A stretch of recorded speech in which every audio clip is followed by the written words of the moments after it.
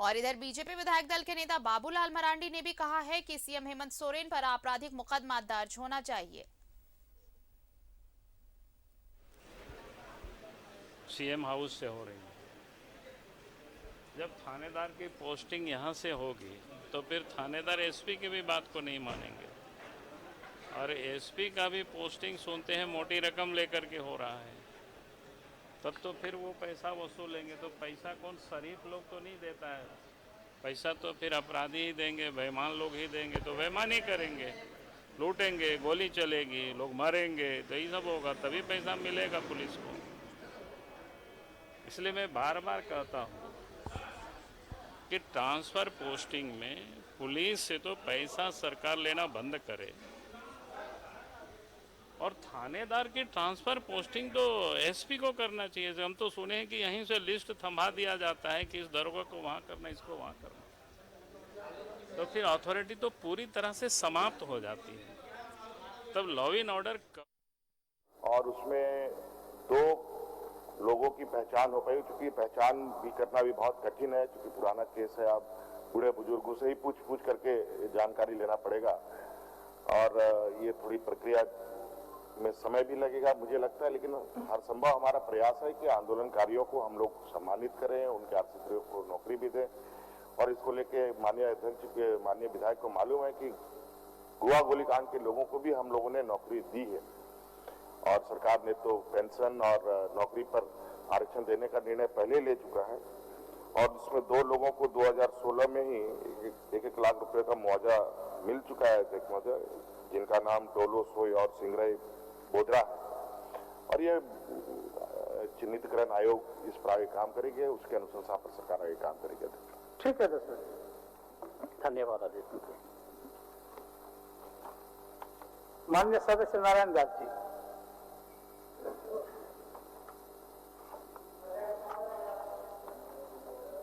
इसमें व्यक्तिगत सवाल को ही लिए जाते हैं, आज उस हिसाब से सिलेक्शन होता है। लंबाधर जी बैठिए। माननीय अध्यक्ष महोदय, झारखंड राज्य का उच्च न्यायालय मुख्यालय रांची में स्थित है। राज्य की उपराजधानी दुमका है, और यह संथाल परगना प्रमंडल जो राज्य के अविकसित क्षेत्र में अवस्थित है। संथाल परगना प्रमंडल के विभिन्न जिलों से उच्च न्यायालय की दूरी अत्यधिक है, जिससे यहाँ के लोगों को विभिन्न प्रकार की कठिनाइयों का सामना करना पड़ता है। राज्य निर्माण के गठन के बाद से राज्य की उपराजधानी दुमका में उच्च न्यायालय की एक बेंच की स्थापना हेतु लगातार मांग की जाती रही है। यह क्षेत्र राजनीतिक, आर्थिक, सामाजिक क्षेत्र से पिछड़ा हुआ है। साथ ही यहाँ के न्यायिक प्रक्रिया में देरी होने के कारण कठिनाइयाँ होती हैं, जिसमें त्वरित मामले के निष्पादन हेतु उच्च न्यायालय की एक बेंच की गठन की आवश्यकता है। इससे क्षेत्र के न्यायिक प्रक्रिया में तेजी और मामले का त्वरित निष्पादन भी हो सकेगा, जिसके लिए भी उच्च न्यायालय की स्थापना हेतु राज्य सरकार को निर्णय लेनी चाहिए।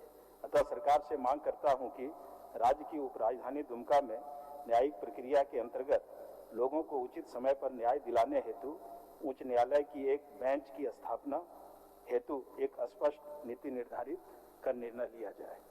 माननीय मुख्यमंत्री। अध्यक्ष महोदय, माननीय विधायक नारायण दास जी का संथाल परगना में डिविजनल बेंच की मांग को लेकर है। अध्यक्ष महोदय, ये दो संस्थाओं के बीच का नीतिगत सवाल है अध्यक्ष महोदय, विधायिका और न्यायपालिका का। और हम भी इसके पक्षधर रहे अध्यक्ष महोदय कि उस क्षेत्र में हाई कोर्ट का डिविजनल बेंच हो। और इस संदर्भ में अध्यक्ष महोदय, हमने मुख्य न्यायाधीश को, झारखंड हाई कोर्ट को पत्र भी लिखा है अध्यक्ष महोदय कि इस पर आगे की कार्रवाई की जाए। यह अच्छी बात है कि आपने पत्र भी लिखा है, लेकिन मैं आपके माध्यम से सरकार से आग्रह करता हूं कि इनके चुनावी जेएमएम के चुनावी एजेंडा में भी ये बात दर्शाई गई है कि यदि मेरी सरकार बनती है तो दुमका जो झारखंड की उपराजधानी है वहां उच्च न्यायालय का एक खंडपीठ इनके चुनावी एजेंडा में है।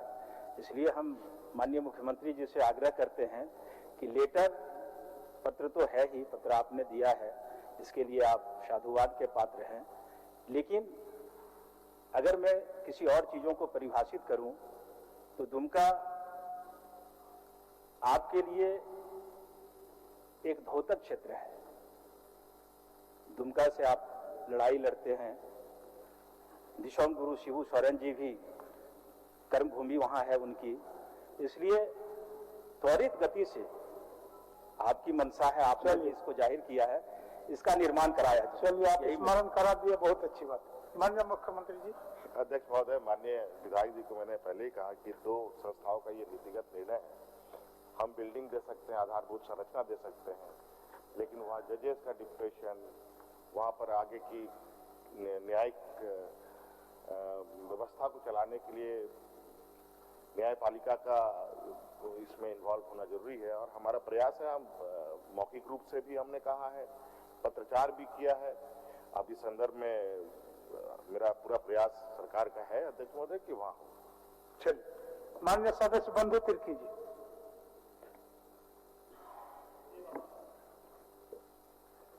अध्यक्ष महोदय, सबसे पहले मैं माननीय मुख्यमंत्री जी को बधाई देना चाहूंगा कि हाल के दिनों में जेपीएससी के द्वारा राज्य के विश्वविद्यालय में व्याख्याता के बैकलॉग में लगभग 500 पदों की बहाली संपन्न हुई, और जिसमें राज्य के एससी, एसटी, ओबीसी को एक बेहतरीन और खासकर झारखंडी लोगों को इसमें अवसर मिला। अध्यक्ष महोदय, मेरा माननीय मुख्यमंत्री जी से यही सवाल है कि झारखंड अलग राज्य होने से पूर्व सम्मिलित बिहार में आरक्षित कोटे के लाखों बैकलॉग रिक्तियां थी। अलग राज्य के बाद कैडर बंटवारे के उपरांत भी लाखों बैकलॉग के रिक्त पदों की चर्चाएं होती रही है, लेकिन आरक्षित कोटे की रिक्तियों होने के कारण पूर्ववर्ती सरकारों ने इसका पर इन पर ध्यान नहीं दिया। अध्यक्ष महोदय, मेरा माननीय मुख्यमंत्री जी से आपके माध्यम से मैं जानना चाहूंगा, क्या सरकार विभिन्न विभागों में बैकलॉग रिक्त पदों को भरने के लिए कोई नीतिगत निर्णय लेने के लिए विचार रखती है? माननीय मुख्यमंत्री। अध्यक्ष महोदय, माननीय विधायक बंधु तिर्की जी का जो सवाल है बैकलॉग आरक्षित कोटि के जो है उसको भरने की, सर ये बात सही है अध्यक्ष महोदय। अब से पूर्व तक में कभी भी आरक्षित कोटे के रिक्तियों को भरने के लिए, बैकलॉग पदों को भरने के लिए कोई नीतिगत निर्णय नहीं लिया गया है अध्यक्ष महोदय। मैं माननीय विधायक को आश्वस्त करना चाहूंगा कि अभी आप देख ही रहे हैं, हम लोग लगातार रिक्त पदों को भरने का प्रयास कर रहे हैं, और बैकलॉग का भी एक बहुत जटिल समस्या सरकार के सामने खड़ी रहती है अध्यक्ष महोदय। और इसको अध्यक्ष महोदय, इन पदों को, बैकलॉग पदों को भरने का सरकार दृढ़ संकल्प है अध्यक्ष महोदय। 2022-23 में सभी विभागों के बैकलॉग रिक्तियों का आकलन किया जाएगा और अध्यक्ष महोदय नियमानुसार नियुक्ति की प्रक्रिया प्रारंभ की जाएगी। धन्यवाद। बंधु जी का समझदारी बहुत ही अच्छा है, बहुत कम समय में अपना सवाल को। माननीय सदस्य अनंत कुमार ओझा जी।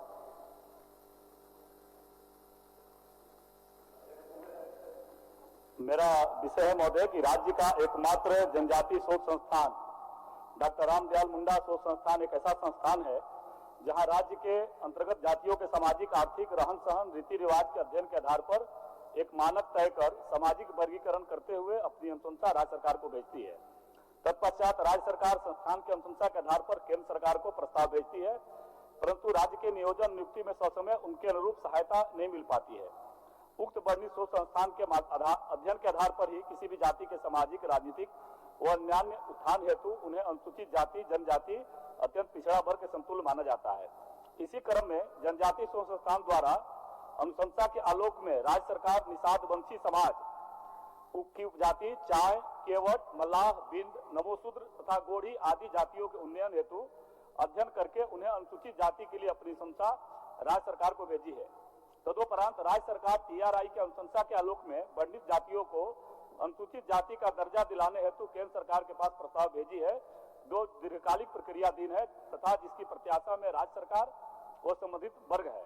राज्य सरकार नीति निर्धारण करते हुए पश्चिम बंगाल व अन्य राज्यों की तरह वह टीआरआई की अनुशंसा के आलोक में उपरोक्त वर्णित जातियों के सामाजिक आर्थिक उन्नयन हेतु तत्काल अनुसूचित जाति का दर्जा देते हुए संवैधानिक प्रावधानों के अनुरूप राज्य में नियोजन सहित अन्य अवसरों में समुचित लाभ प्रदान करे। अतः मैं सरकार से मांग करता हूं कि उक्त तथ्यों पर विचार करते हुए राज्य सरकार उपरोक्त वर्णित संस्थान के शोध व अध्ययन के आधार पर ही तदर्थ जातियों की सूची में शामिल करने व स्वीकृति हेतु नीति निर्धारण करते हुए राज्य के नियोजन, नियुक्ति व सुविधा व समुचित अवसर प्रदान करे। माननीय मुख्यमंत्री। अध्यक्ष महोदय, माननीय विधायक अनंत ओझा जी ने कुछ जातियों को अनुसूचित जाति के लिए अनुशंसा के संदर्भ में सवाल पूछा है। अध्यक्ष महोदय, मैं यही इनको बताना चाहूंगा कि किसी भी जाति को अनुसूचित जाति अथवा अनुसूचित जनजाति की श्रेणी में शामिल करने के लिए जो सक्षम पदाधिकार है अध्यक्ष महोदय, वो केंद्र सरकार है। अतः इसको राज्य सरकार अधिसूचित नहीं कर सकती है। अध्यक्ष अभी महोदय, मेरा केवल पूरक एक है कि जब अभी माननीय मंत्री जी, संसदीय कार्य मंत्री जी भी सदन में बोल रहे थे हमारे माननीय सदस्य मोहंती जी के सवाल पर कि राज्य सरकार के अंदर वो ओबीसी में आता है, केंद्र सरकार के सामान्य सूची में आता है। महोदय, मेरा इसी नीति निर्धारण को लेकर के है कि राज्य सरकार का शोध संस्थान ने सामाजिक उत्थान के लिए उन जातियों को अनुसूचित जाति माना है कि इस जातियों का बगल में पश्चिम बंगाल या अन्य राज्यों में उनको अनुसूचित जाति का दर्जा मिला है। क्या राज्य सरकार नीतिगत निर्णय ऐसा करते हुए, जिसको कि यह सरकार का शोध संस्थान ये मान रहा है कि यह अनुसूचित जाति के लायक है? माननीय सदस्य, आपका सवाल का उत्तर माननीय मुख्यमंत्री के द्वारा हो गया, चूंकि केंद्र का विषय है, तो आप इसमें और इसको आप बंद कर दीजिए। हो गया, आप जवाब दे दिए। क्या पूरक है बताइए? पूरक है महोदय कि राज्य सरकार यह मान रही है कि ये जातियों को अनुसूचित जाति देकर के इसको अपलिफ्ट किया जा सकता है। तो नीतिगत रूप से क्या सरकार इस प्रकार के निर्णयात्मक कुछ निर्णय ले सकती है कि इस जाति को राज्य के नियोजनों में या ऐसे अवसरों में हम ले सके? मेरा यही आग्रह महोदय। माननीय मुख्यमंत्री जी, उत्तर तो ही होगा। अध्यक्ष महोदय, ये कॉन्स्टिट्यूशनल अमेंडमेंट की बात है अध्यक्ष महोदय, और इसमें राज्य सरकार इसकी क्षमता नहीं रखता। अध्यक्ष महोदय, ठीक है। अम्मा प्रसाद। अध्यक्ष महोदय, खनन कंपनियों द्वारा झारखंड राज्य में अधिग्रहण में कानून और नियमों को ताक पर रखकर मनमानी की जा रही है। मुआवजा का निर्धारण खनन शुरू करने के कई वर्षों पहले ही कर लिया जाता है, जबकि खनन देर से शुरू किया जाता है। इससे विस्थापितों की उसकी जमीन की दर पुराने दर पर काफी कम मिलती है। साथ ही उसकी जमीन वर्षों तक फंसी रहती है। अध्यक्ष महोदय, अनुसी भी नहीं मिलता है। आप क्या कह रहे हैं? सवाल तो आपका आ गया है मुख्यमंत्री जी के पास। आप बस मैं शॉर्ट में बोल रही हूँ अध्यक्ष महोदय। आवाज उठाने पर झूठे केस कर दिए जाते हैं और गुर्गे पाल के कंपनी उससे काम कराने का प्रयास करती है अध्यक्ष महोदय। और अध्यक्ष महोदय, कई सारी समस्या है अध्यक्ष महोदय, शॉर्ट में बोलना है तो मैं बस यही मांग करना चाहती हूँ कि सशक्त राज्य विस्थापन आयोग का गठन, वो ऑलरेडी सरकार के समक्ष ये बात है, लेकिन उसको जल्द से जल्द किया जाए, क्योंकि हर दिन हर रात लोग बेघर हो रहे हैं, उनको निकाला जा रहा है बिना मुआवजा, सही मुआवजा दिए, बिना मुआवजा दिए। और क्या माननीय मुख्यमंत्री जी वर्ष 2013 के उपरांत खनन शुरू करने वाली कंपनियों द्वारा मुआवजा भुगतान हेतु भूमि अधिग्रहण अधिनियम 2013 तथा वन अधिकार अधिनियम 2006 लागू कराने का विचार रखती है? ठीक। माननीय मुख्यमंत्री जी। अध्यक्ष महोदय, माननीय विधायिका अम्बा प्रसाद जी का सवाल है। राज्य में कई खनन कंपनियां यहाँ खनिज निकालने का काम कर रही है अध्यक्ष महोदय, और इसमें दो तरीके से यहाँ पर विशेषकर कोयले से संबंधित सवाल है अध्यक्ष महोदय। और इसमें दो तरीके से जमीन अधिग्रहण किया जाता है अध्यक्ष महोदय, एक सीबी एक्ट के तहत और एल एक्ट के माध्यम से, एल एक्ट 1894 के माध्यम से।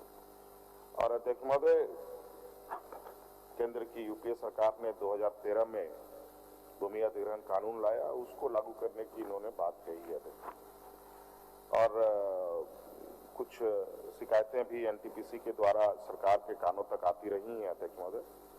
और इस संदर्भ में माननीय विधायिका को मैं आश्वस्त करना चाहूंगा कि जितने भी राज्य देश में जो मिनरल रिच स्टेट हैं, तो इस तरीके की विसंगतियां हैं अध्यक्ष महोदय, इस बिंदु पर क्या क्या नीतिगत निर्णय लिए गए हैं अध्यक्ष महोदय, उसका अध्ययन करते हुए राज्य सरकार भी नीति निर्धारण करने की विचार में अध्यक्ष महोदय, और बहुत जल्द इसका अध्ययन करते हुए नीति का निर्धारण किया जाएगा और उस नीति को लागू किया जाएगा। ठीक।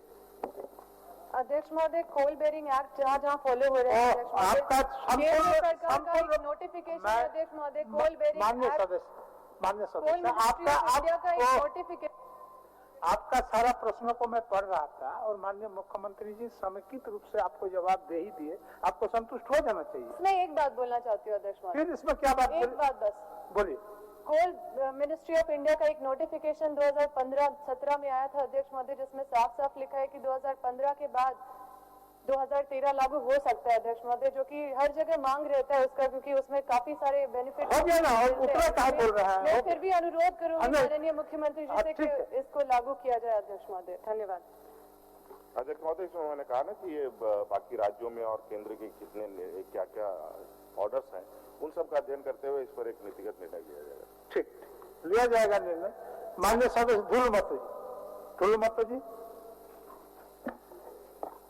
अध्यक्ष महोदय, मेरा प्रश्न था अध्यक्ष महोदय, झारखंड राज्य रांची, गुमला, कुट्टी, लोहरदगा, सिमडेगा, कई ऐसे जिलों हैं अध्यक्ष महोदय, जो तेली समाज के लोग बहुत बड़ी संख्या में निवास करते हैं अध्यक्ष महोदय। वर्षों से तेल उत्पादन का कार्य में लगे हुए रहते हैं, स्थानीय लोगों के मांग की पूर्ति करते आए हैं। एक यह कुटीर उद्योग के रूप में उत्पादन कार्य करते हैं अध्यक्ष महोदय, आए हैं अध्यक्ष महोदय, परंतु ये ग्रामीण हाट बाजार में इसी एक्ट के तहत इन पर मुकदमा दर्ज किए जाने से पूरे राज्य में ये कुटीर उद्योग लुप्त होता जा रहा है अध्यक्ष महोदय। और मैं इस अध्यक्ष महोदय और इस समाज के 80% लोग किसी प्रकार के जीवन यापन कर रहे हैं अध्यक्ष महोदय। जिस प्रकार से हमारे राज्य में कुम्हार कला बोर्ड का गठन हुआ था अध्यक्ष महोदय, जो भी वो भी स्थगित है अध्यक्ष महोदय, उसे भी चालू किया जाए, और उसी प्रकार से तेल उत्पादन बोर्ड का गठन किया जाए अध्यक्ष महोदय। तेली समाज के लोग जीवित एवं इसके जीविका अस्तित्व को बचाए जाने का कार्य हो सके अध्यक्ष महोदय। अतः तेल उत्पादन बोर्ड का गठन जैसे नीतिगत निर्णय लेते हुए इस पर समाज को बचाने का उपाय किया जाए अध्यक्ष महोदय, यही मुख्यमंत्री जी से आग्रह करना चाहते हैं। माननीय मुख्यमंत्री जी। अध्यक्ष महोदय, इस सवाल में जो तेली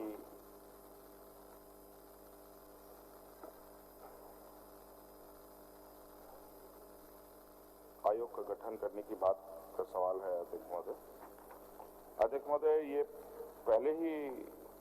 पहले से ही अध्यक्ष महोदय यहाँ पर लघु एवं कुटीर उद्योग बोर्ड गठित है अध्यक्ष महोदय,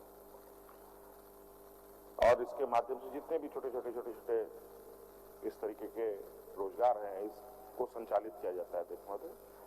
मुझे लगता नहीं है अध्यक्ष महोदय अलग से केवल तेल के लिए एक नए बोर्ड का गठन का हो, मुझे लगता है कि थोड़ा अभी श्रेयस्कर नहीं होगा, और अभी सरकार के पास ऐसा कोई प्रस्ताव भी विचाराधीन नहीं है अध्यक्ष।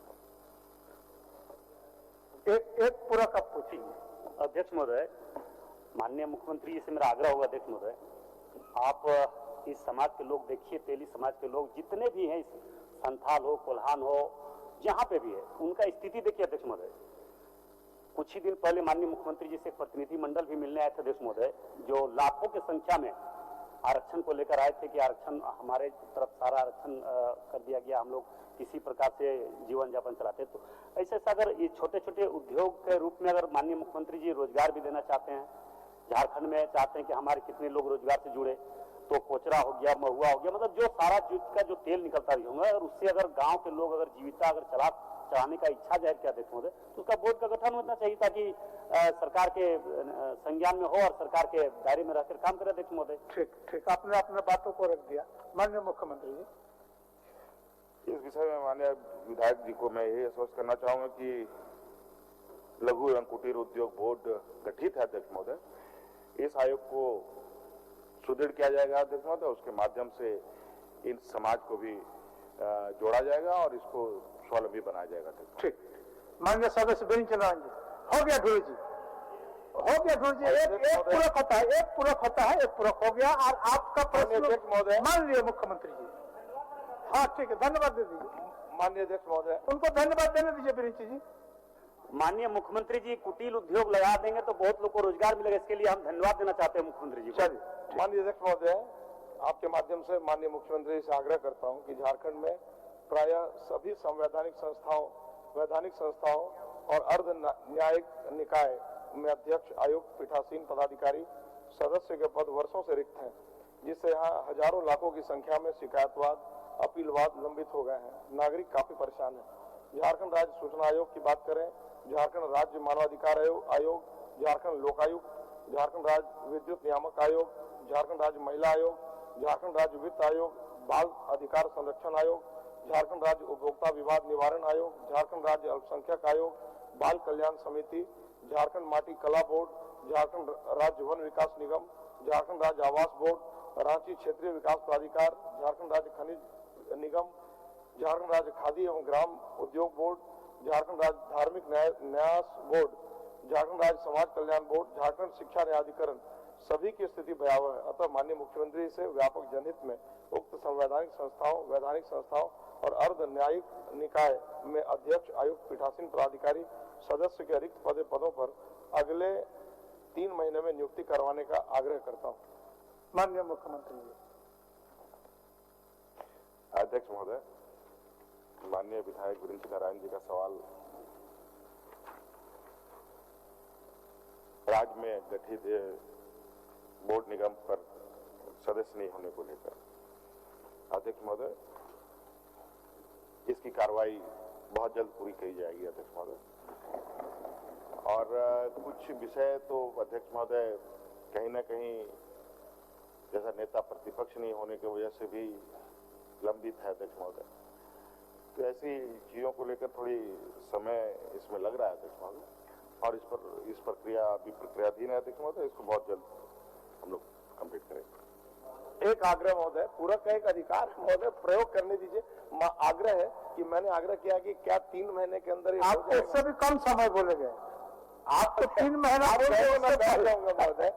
चलिए, बहुत सुंदर प्रक्रियाधीन है, शीघ्र ही इसको पूरा किया जाएगा। ठीक,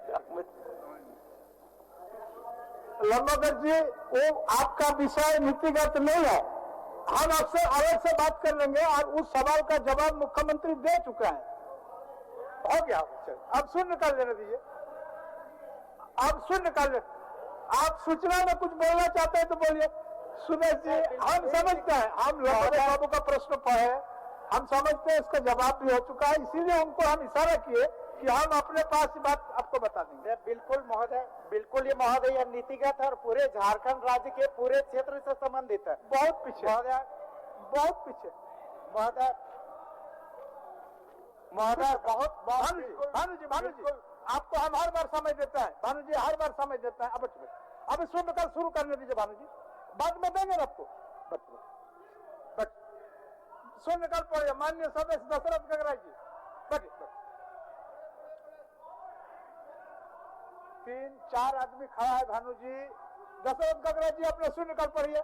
अध्यक्ष महोदय, खरसुआ प्रखंड के हाड़ीभंजा स्थित प्राथमिक स्वास्थ्य केंद्र का संचालन सिटीजन फाउंडेशन के द्वारा किया जा रहा है। अस्पताल में मूलभूत सुविधाओं की घोर अभाव है। अस्पताल में मात्र एक डॉक्टर के भरोसे ओपीडी सेवा संचालित है। अस्पताल में दवाओं की भी भारी कमी है।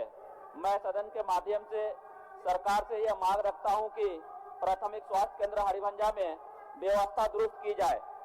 माननीय सदस्य नीरल पूर्ति जी, अध्यक्ष महोदय, माननीय सदस्य नीरज पूर्ति जी, राज्य 3:30 बजे रात को 3:30 बजे रात में आकर के लोग क्वेश्चन दिया है, पढ़ने दीजिए जरा। अध्यक्ष महोदय, दीजिए जरा, पढ़ने राज्य में दीजिए, राष्ट्रीय स्वास्थ्य पढ़ने दी 3:30 बजे रात को दिया है। पर कार्यरत ANM जिन्होंने हर विपरीत परिस्थिति में कार्य लिया जाता है, जो महिला स्वास्थ्य कर्मी 10 वर्षों से कार्यरत है, जिन कर्मियों के कोविड-19 के दौरान पूर्ण रूप से हमारे लिए अपनी भागीदारी निभाई है। अतः मैं सदन के माध्यम से सरकार से मांग करता हूं कि राष्ट्रीय स्वास्थ्य मिशन के अंतर्गत 10 वर्षों से अधिक कार्यरत ANM की सेवा डॉक्टर लंबोदर महतो जी, भानु जी 3:30 बजे रात को आकर के शून्यकाल डाला है। प्रखंड के बैंक ऑफ इंडिया कराचातर शाखा में झारखंड कृषि ऋण माफी योजना 2021 में ऋण माफी जो कुल 2000 किसान सूचीबद्ध है, लेकिन दिनांक 5 मार्च 2022 तक मात्र 1145 किसानों को ही ऋण माफी का लाभ मिल चुका। शेष 871 किसान अभी भी ऋण माफी की योजना से वंचित है। इसी प्रकार bank of India Kasmar, state bank of India Madhukarpur, ग्रामीण बैंक धातु में भी सैकड़ों किसान ऋण माफी योजना से वंचित है। तथा सदन के माध्यम से सरकार से बैंक ऑफ इंडिया कराचातर में शेष 871 किसान, bank of India Kasmar, state bank of India Madhukarpur, ग्रामीण बैंक धातु में भी सैकड़ों किसान ऋण माफी योजना से वंचित है को वित्तीय वर्ष में ही कृषि ऋण माफी योजना का लाभ देने की मांग करता हूँ।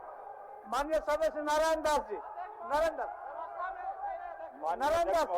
जी, बाबा वैद्यनाथ धाम मंदिर देवघर स्थित एक उप स्वास्थ्य केंद्र वर्षों से स्थापित है, जो संचालित है, परंतु मंदिर से समिति स्वास्थ्य केंद्र को प्राइमरी स्वास्थ्य केंद्र में उत्क्रमित एवं परिणित किए जाने से पूजा अर्चना हेतु आने वाले श्रद्धालुओं को सुविधा प्राप्त हो पाएगी। साथ ही एक महिला चिकित्सक, एक पुरुष चिकित्सक सहित चिकित्सा कर्मियों तथा अच्छा थोड़ा देर बाद सुनेंगे, हम तो कोई दिक्कत है में परिणित किया जाना थोड़ा सा शून्यकाल महत्वपूर्ण। माननीय सदस्य अतः सरकार से मांग करते 3:30 बजे रात को आकर के लोग शून्यकाल दिया है। जरा सा उत्क्रमित करते हुए देखिए, आप लोग बोलिएगा तो फिर इधर से भी बोलेगा, फिर उधर से भी बोलेगा, तो फिर दिक्कत हो जाएगा। आसर को दिक्कत है।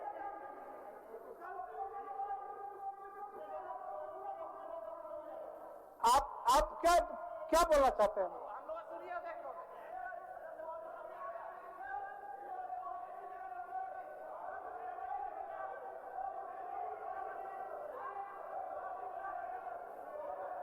महोदय, मेरा व्यवस्था सभा सचिवालय से बताइए। महोदय, मेरा व्यवस्था सभा सचिवालय से मुख्यमंत्री प्रश्नकाल डालने का समय है महोदय, सुबह 9 बजे से 10 बजे तक। अब रात को 1 बजे शून्यकाल के समय महोदय मुख्यमंत्री प्रश्नकाल डाला जा रहा है और एक्सेप्ट हो जा रहा है महोदय। ये तो हम लोग का जो फंडामेंटल राइट है महोदय, उसका वायलेशन है। ठीक है, हम उसको महोदय एक और दूसरा, मैंने यही से व्यवस्था उठाया था महोदय, हम लोग बीच में कैद हो गए हैं, बीच में कैद हो गए हैं महोदय। मैंने व्यवस्था उठाया था महोदय, आपने कहा था होली के बाद आप लोगों को अलग कर दिया कर देंगे। महोदय हम लोग को निकलने ढूंढने में दिक्कत होता है। चंद्रवंशी भैया रखे हैं, मैं आपको बातों से सहमत हूँ। भानु जी, आपका बातों से मैं सहमत हूँ, वो कर देंगे। माननीय सदस्य बंधु तिर्की जी, मैं सहमत हूँ आपके बातों से। आपके बातों से मैं बिल्कुल सहमत हूँ। मैं कर रहा हूँ आपका अध्यक्ष महोदय। सही बात। चलिए बंधु जी। अध्यक्ष महोदय, अभी आप तेज आवाज में